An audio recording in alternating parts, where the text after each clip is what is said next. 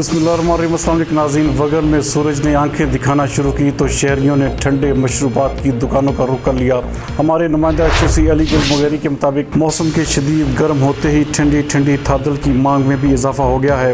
नाज़रीन, थादल वगन की एक मशहूर सौगात है जिसमें सौंफ, ज़ीरा, बादाम और पिस्ता से इसको तैयार किया जाता है और गर्मी को कम करने के लिए शहरी इसको खूब शौक से पीते हैं और घरों में पार्सल करवा कर भी ली जाई जाती है।